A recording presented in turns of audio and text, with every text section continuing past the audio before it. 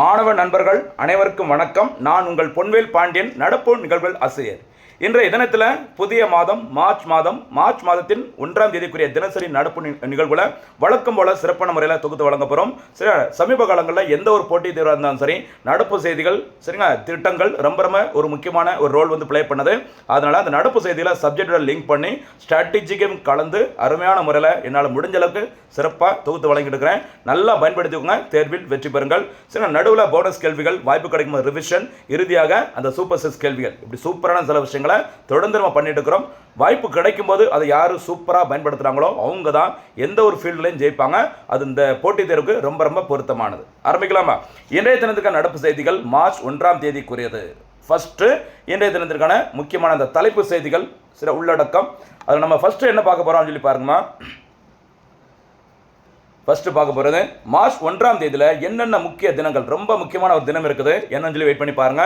அதே மாதிரி தமிழ்நாடு அரசின் விளையாட்டை மேம்படுத்துவதற்கு என்னென்ன திட்டங்களை தமிழ்நாடு அரசு அறிவிச்சிருக்கிறாங்க, என்னென்ன முயற்சிகள், என்ன சாதனைகள், சூப்பராக ஷார்ட்டாக ஒரு லிஸ்ட் பார்க்க போகிறோம். அதுக்கப்புறம் முக்கியமான ஒரு 4 ஆப்ரேஷன் பாருங்க. ஆப்ரேஷன் எபிக் ஃபியூரினா என்ன, ஆப்ரேஷன் ஓகேவா ரோரிங் லயன்ஸ், இதில் ரோரிங் இல்லை, அதை கர்ஜிக்கும் சிங்கம் சொல்லுவாங்கல்ல அது. அடுத்து ஆப்ரேஷன் சிந்து, அப்படியே சேர்த்து ஆப்ரேஷன் சிந்தூர்னா என்னன்னு பார்ப்போம். அதே மாதிரி ஆப்ரேஷன் அஜய்னா என்னன்னு பார்ப்போம். அதுக்கப்புறம் இந்தியாவில் முக்கியமான ஒரு டொமஸ்டிக் கிரிக்கெட் டோர்னமெண்ட் ரஞ்சி கோப்பை, அது ஜம்மு காஷ்மீர் அணி முதல் முறையாக சாம்பியன் பட்டத்தை வென்று வரலாறு படைச்சிருக்கிறாங்க. எந்த அணியை வீழ்த்தியது, போட்டி எங்கு நடைபெற்றது, என்ன சிறப்புன்னு சொல்லி பார்க்க போகிறோம். அதுக்கப்புறம் முக்கியமானது பாருங்க, தமிழ்நாடு அரசின் முக்கியமான திட்டங்கள் ஒரு 10-15 திட்டங்களை ஒன்லைனரில் ஜஸ்ட் என்ன அப்படின்னு நம்ம தனித்தனியாக பார்க்க போகிறோம். சரியா? இறுதியாக சூப்பர் 6 கேள்விகள், எல்லா சிறப்பு அம்சங்களை கொண்டது. சரிங்க, நம்முடைய நடப்பு செய்திகள் நல்லா பயன்படுத்திக்கோங்க, வாழ்க்கையில் வெற்றி பெறுங்கள் போட்டித் தேர்வுகள் மூலமாக. சரியா? ஓகே, ஃபர்ஸ்ட் மார்ச் 1ஆம் தேதியில் என்னென்ன முக்கிய தினங்கள் சரிங்களா, அது பார்க்கும்போது ஃபர்ஸ்டே பாருங்க, தமிழ்நாட்டின் தற்போதைய முதலமைச்சர் மு க ஸ்டாலின் அவர்களின் பிறந்த நாள். ஓகேவா, ரொம்ப முக்கியமானது. எம்.கே. ஸ்டாலின் அவர்கள் கொளத்தூர் தொகுதி அந்த சட்டமன்ற உறுப்பினராக தேர்ந்தெடுக்கப்பட்டவர். தமிழ்நாட்டில் 16வது சட்டமன்றத்தில் ஓகேவா சட்டமன்ற தேர்தலில் வெற்றி பெற்று தமிழ்நாட்டின் முதலமைச்சராக பொறுப்பேற்றவர். ரொம்ப முக்கியமான நிறைய திட்டங்கள், நிறைய முக்கிய தினங்கள், சரியா, நிறைய டாப்பில் டாப் 2 சரிங்களா, டாப் 1, டாப் 2, டாப் 3 அந்த லிஸ்ட்டில் பார்த்தீங்கன்னா நிறைய இடங்களில் தமிழ்நாடு இருக்குது. இவருடைய ஆட்சி காலத்தில் எல்லா சாதனைகளும் நம்ம வாய்ப்பு கிடைக்கும் போதெல்லாம் ஒவ்வொரு நடப்பு செயலையும் சொல்லிட்டு இருக்கோம், மறந்துடாதீங்க. சரியாம்மா? அடுத்தபடியாக மார்ச் 1ஆம் தேதி சர்வதேச பூஜ்ய பாகுபாடு தினம். சார், இன்டர்நேஷனல் லெவலில் இந்த ஜீரோ இந்த டிஸ்கிரிமினேஷன் டேன்னு சொல்லுவாங்க. ஓகேவா, இது யாரால் கடைபிடிக்கப்படுகிறதுன்னு பாருங்க. UNAIDS அமைப்பினால் 2014 மார்ச் 1ஆம் தேதி முதல் கடைபிடிக்கப்பட்டு வருகிறது. சின்னம் சரியா, சமத்துவத்தின் அடையாளமாக வண்ணத்து பூச்சி பயன்படுத்தப்படுகிறது. இந்த அதாவது மார்ச் 1 சர்வதேச பூஜ்ய பாகுபாடு தினம். இதற்காக ஒரு சின்னம் பயன்படுத்தப்படுகிறது, அதில் வண்ணத்து பூச்சியை பயன்படுத்துகிறாங்க, ஞாபகம் வச்சுக்கோங்க. சரிங்களா? முக்கியத்துவம் HIV எய்ட்ஸ் பாதித்தவர்களுக்கு எதிரான களங்கத்தை குறைத்தல், உள்ளடக்கிய கொள்கைகளை ஊக்குவித்தல். சரிங்களா? இந்த மாதிரி ஓகேவா சூப்பரானது. HIV எய்ட்ஸ் பாதித்தவர்களும் சாதாரண மனிதர்கள் தான், அவங்களுக்கும் அடிப்படை உரிமைகள் கிடைக்க வேண்டும். அதுக்கு தான் அந்த சர்வதேச பூஜ்ய பாகுபாடு தினம் யார் மூலமாக, UNAIDS அமைப்பு மூலமாக கடைபிடிக்கப்பட்டு வருகிறது 2014 முதல். சரிங்களா? இன்றைய இடத்துல ஒரு போனஸ் கேள்வி, UNAIDS அமைப்பின் தலைமையிடம் எங்கு அமைந்துள்ளது, அது எந்த ஆண்டு உருவாக்கப்பட்டது? கரெக்டாக இதை போனஸ் கேள்வியாக சொல்ல பார்க்கலாம். முக்கியமானது. அடுத்த தலைப்பு போகலாமா? அடுத்த பாயிண்ட் பாருங்க, முக்கியமானது, கொஞ்சம் ஸ்பீடாக பார்த்துட்டு போயிடலாம். விளையாட்டை மேம்படுத்துவதற்கு, ஸ்போர்ட்ஸை டெவலப் பண்ணுறதுக்கு தமிழ்நாடு அரசால் மேற்கொள்ளப்பட்ட முக்கியமான முயற்சிகள் மற்றும் திட்டங்கள். அது 1, விளையாட்டு வீரர்களுக்கு வேலை வாய்ப்புகளில் 3% இடஒதுக்கீடு. இன்டர்நேஷனல் லெவலில் பெரிய லெவலில் சாதித்த தமிழக விளையாட்டு வீரர்களுக்கு 3% அரசு பணிகளில் இடஒதுக்கீடு வழங்கப்படுகிறது. அது ஒரு முக்கியமான முயற்சி. அடுத்து முக்கியமான அறிவிப்பு, செம்மஞ்சேரியில் உலகத்தரத்திலான விளையாட்டு நகரம் அமைக்கப்பட உள்ளது அப்படின்னு சொல்லி அறிவிச்சிருக்கிறாங்க. அதே மாதிரி இந்தியாவில் முதல் முறையாக இரவு நேர ஃபார்முலா 4 கார் பந்தயம் சென்னையில் நடத்தப்பட்டது. கண்டிப்பாக உங்களுக்கு தெரிஞ்சிருக்கும். சரிங்க, அந்த சம்பவம் என்ன அப்படின்னு சொல்லிட்டு. அதே மாதிரி கலைஞர் விளையாட்டு உபகரணங்கள் வழங்கும் திட்டம், ஒரு 33 வகையான விளையாட்டுகளை ஊக்கப்படுத்துகிற மாதிரி அந்த விளையாட்டுகளுக்கு தேவையான உபகரணம் ஓகே அந்த கிட்டு எல்லாத்தையும் பார்த்தீங்கன்னா தமிழ்நாடு அரசு இலவசமாக கொடுக்குறாங்க.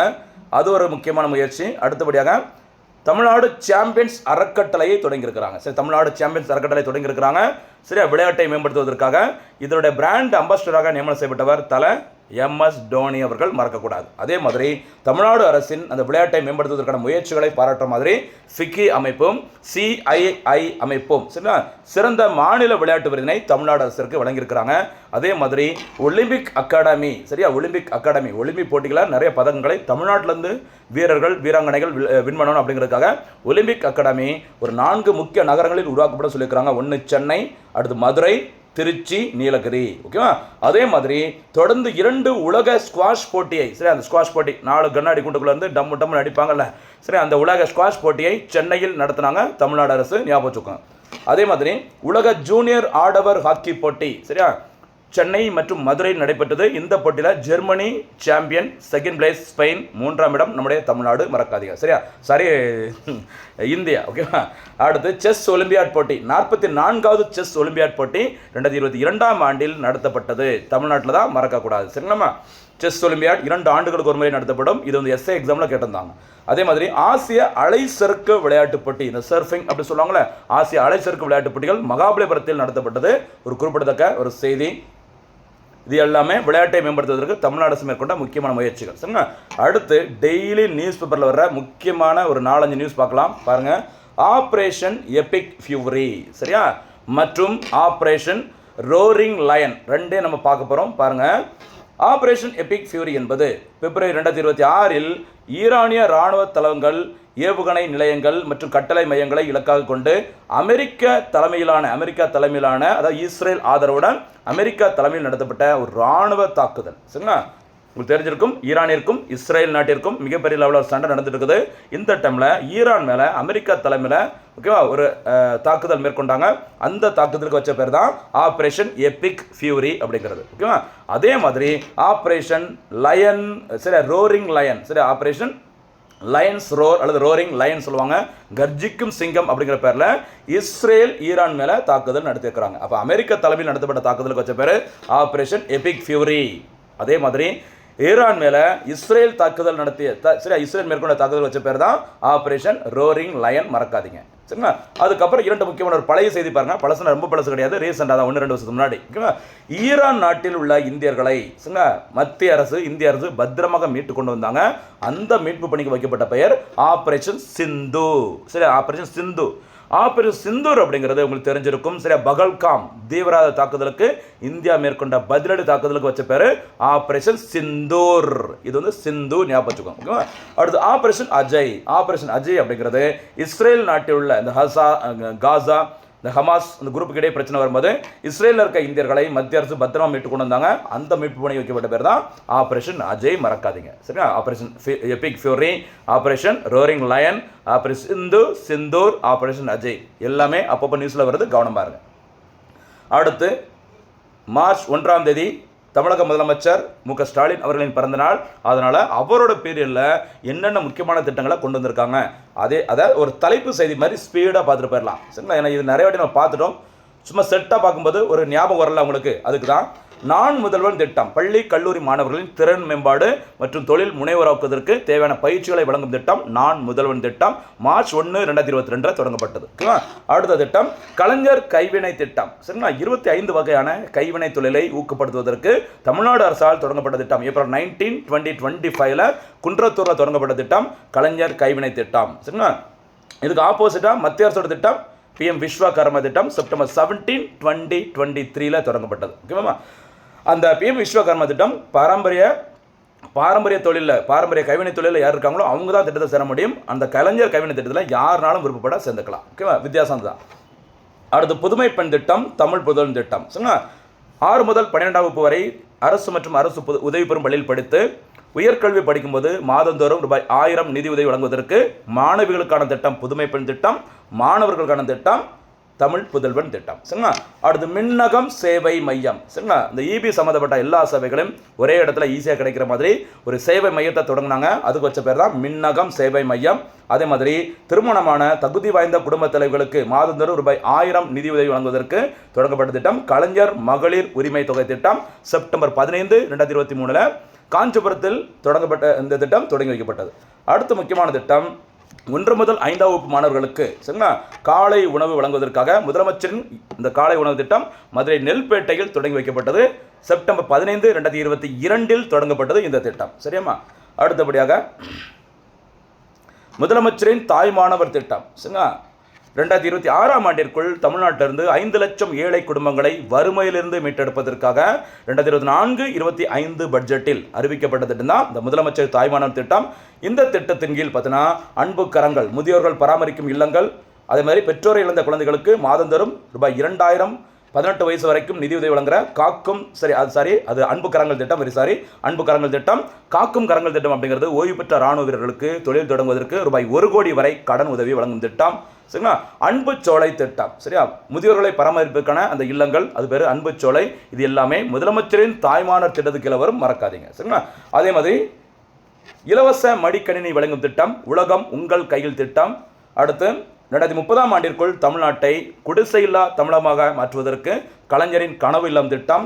அடுத்து நலம் காக்கும் ஸ்டாலின் திட்டம். 1256 மருத்துவ முகாம்களை நடத்தி சரிங்களா அடிப்படை அந்த நோய்களுக்கான எல்லா பிரச்சனையும் தீர்ப்பதற்கான திட்டம் நலம் காக்கும் ஸ்டாலின் திட்டம். அன்பு கரங்கள், காக்கும் கரங்கள், அன்பு சோலை. அதே மாதிரி மக்களை தேடி மருத்துவம் திட்டம். கோவிட்-19 டைமில் மக்களை தேடி மருத்துவம் திட்டம் தொடங்கப்பட்டது. அதே டைமில் கோவிட்-19 ஏற்பட்ட கற்றல் இடைவெளியை சரி செய்வதற்கு இல்லம் தேடி கல்வி திட்டம். விபத்தினால் ஏற்பட்டவர்களுக்கு முதல் 2 நாட்களுக்கு, அதாவது 48 மணி நேரத்திற்கு ரூபாய் 2 லட்சம் வரை இலவச மருத்துவ சிகிச்சை. அதற்காக இன்னுயிர் காப்போம் நம்மை காக்கும் 48 திட்டம். அடுத்து உங்களுடன் ஸ்டாலின் திட்டம். பொதுமக்களின் குறைகளை 45 நாட்களுக்குள் தீர்த்து வைப்பதற்கு உங்களுடன் ஸ்டாலின் திட்டம். அடுத்து மதி சந்தை. மகளிர் சுய உதவி குழு தயாரிக்கிற அந்த பொருட்களை ஆன்லைன் மூலமாகவும் ஆஃப்லைன் மூலமாகவும் சந்தைப்படுத்துவதற்கு மதி சந்தை திட்டம். சரிங்களா? பணிபுரியும் பெண்கள் ஒரு ஊரில் இருந்து ஒரு லாங் டிஸ்டன்ஸில் இருக்கிற இன்னொரு ஊருக்கு, அதாவது நகரத்துக்கு வேலைக்கு போயிட்டு ரிட்டர்ன் சரியான டைமுக்கு போக முடியல அப்படின்னா குறைந்த விலையில் தங்கி பணிபுரிவதற்கு தோழி தங்கும் விடுதி, திருநங்கைகள் தங்குவதற்கான அரண் இல்லம், இப்படி நிறையா திட்டங்களை தமிழ்நாடு அரசு தொடங்கியிருக்கிறாங்க. யாரோட பேர் இல்லை? M.K. ஸ்டாலின் அவர்கள் பேர் இல்லை. அடுத்து முக்கியமானது அயோத்திதாச பண்டிதர் குடியிருப்பு மேம்பாடு திட்டம், அண்ணல் அம்பேத்கர் வணிக சாம்பியன்கள் திட்டம். இது எல்லாமே SC/ST மக்களுக்கான திட்டம். ஞாபகம் வச்சுக்கோங்க. சரிங்களா? இப்படி நிறைய திட்டங்களை தொடங்கியிருக்கிறாங்க. இது எல்லாமே நம்ம வாய்ப்பு கிடைக்கும்போது ஷார்ட்ஸ்லையும் வீடியோவிலும் டீட்டெயிலாக சொல்லிட்டு இருக்கிறோம். அதனால தான் நம்ம வீடியோ எப்பவுமே சிறப்பாக இருக்கும், ரிவிஷன் பண்ணுறதுக்கும் யூஸ்ஃபுல்லாக இருக்கும், தனியாக புதுசாக படிக்கிறதுக்கும் யூஸ்ஃபுல்லாக இருக்கும். நல்லா பயன்படுத்திக்கோங்க, தேர்வில் வெற்றி பெறுங்கள். சரியாமா? அடுத்தபடியாக முக்கியமான ஒரு விளையாட்டு செய்தி பாருங்கள். ரஞ்சி கோப்பை கிரிக்கெட் போட்டி. இந்த ரஞ்சி கோப்பை அப்படிங்கிறது ஒரு டெஸ்ட் ஃபார்மேட்டில் இந்தியாவில் நடைபெறுகிற ஒரு உள்நாட்டு கிரிக்கெட் தொடர். சரிங்களா? இது சமீபத்தில் 96வது ரஞ்சி கோப்பையாக நடைபெற்றது. இறுதிப் போட்டி நடைபெற்ற இடம் ஹூப்ளி. இந்த போட்டியில் இறுதிப் போட்டிக்கு முன்னேறிய 2 அணிகள், ஒன்று ஜம்மு காஷ்மீர், இன்னொன்று பார்த்தீங்கன்னா கர்நாடகா அணி. கர்நாடகா அணி கிட்டத்தட்ட ஒரு 8 முறை நினைக்கிறேன், 8 முறை கிட்ட ரஞ்சி கோப்பையில் சாம்பியன் பட்டத்தை வின் பண்ணியிருக்கிறாங்க. ஜம்மு காஷ்மீர் அணி முதல் முறையாக இறுதிப் போட்டிக்கு முன்னேறியிருக்கிறாங்க. முதல் முறை இறுதிப் போட்டிக்கு முன்னேறிய இந்த 2026லேயே சாம்பியன் பட்டத்தை வென்று அசத்திருக்கிறாங்க. அப்போ 2026ஆம் ஆண்டில் ரஞ்சி கோப்பை வென்று வரலாறு படைத்த அணி ஜம்மு காஷ்மீர் அணி. சரியா? நிறைய பிரச்சனைகள் இருக்கிற அந்த ஏரியா விளையாட்டில் சாதிச்சிருக்கிறாங்க. அதனால் ஹைலைட்டடாக பெரிய லெவலில் நியூஸில் வந்துச்சு. ஞாபகம் வச்சுக்கோங்க. இப்போ ரஞ்சி கோப்பை கிரிக்கெட்டுடன் தொடர்புடையது. சமீபத்தில் நடைபெற்றது 91வது ரஞ்சி கோப்பை. சாம்பியன் பட்டத்தை வென்ற அணி ஜம்மு காஷ்மீர். ஓகேவா? ஓகே. அதே மாதிரி அதிக முறை கிட்டத்தட்ட 35 முறைக்கு மேல் ரஞ்சி கோப்பை வென்ற அணி மும்பை அணி, மறக்காதீங்க. சரியாமா? அடுத்தபடியாக இன்றைய தெரிந்திருக்கான சூப்பர் 6 கேள்விகள். முதல் சூப்பர் 6 கேள்வி பாருங்கள். முதல் சூப்பர் 6 கேள்வி, UNAIDS அமைப்பின் தலைமையிடம் எங்கு அமைந்துள்ளது? இது போனஸ் கேள்வியில் கேட்டிருந்தேன். இரண்டாவது சூப்பர் 6 கேள்வி, செஸ் ஒலிம்பியாட் போட்டி சென்னையில் எந்த ஆண்டு நடைபெற்றது? ஆபரேஷன் எபிக் ஃபியூரி, சரிங்களா, மற்றும் ஆபரேஷன் அந்த ரோரிங் லயன் எதனுடன் தொடர்புடைய? 2 சேர்த்து சொல்ல பார்க்கலாம். ஆபரேஷன் சிந்து நடவடிக்கைகளை இந்தியா எந்த நாட்டில் மேற்கொண்டது? அடுத்து நான் முதல்வன் திட்டம் எப்போது தொடங்கப்பட்டது? 5வது சூப்பர் 6 கேள்வி. 6வது மற்றும் இறுதி சூப்பர் 6 கேள்வி, ரஞ்சி கோப்பை கிரிக்கெட் போட்டி 2026இல் எந்த அணி சாம்பியன் பட்டத்தை வென்றது? இது எல்லாமே சூப்பர் 6 கேள்விகள். போனஸ் கேள்விகளுக்கும் தயவுசெய்து நல்லா பதில் சொல்லுங்கள். பொறுமையாக வீடியோ பாருங்கள். இன்னும் நல்லா டைம் இருக்குது. ஆனால் டைம் இருக்குது அப்படின்னு சொல்லிட்டு கரண்ட் அஃபேர்ஸை பெண்டிங் வச்சிடாதீங்க. ஸ்கீம்ஸும் கரண்ட் அஃபேர்ஸும் பெண்டிங் வைக்க சுமை ஏறிட்டே இருக்கும். கடைசியில் பார்க்கும்போது எக்ஸாம் டைமில் எங்கேயோ பார்த்த மாதிரி இருக்கும், ஞாபகம் வராது. அதுக்கு தான் இப்போத்துலேருந்தே கொஞ்சம் கொஞ்சமாக படிங்க. நம்ம நிறைய ரிவிஷன் கூட பின்னாடி பாடின போகிறோம். தேர்வில் சூப்பரான ஒரு சாதனை வெற்றி படைக்க போகிறோம். சரிங்களா? மீண்டும் சந்திக்கலாம். நன்றி, வணக்கம்.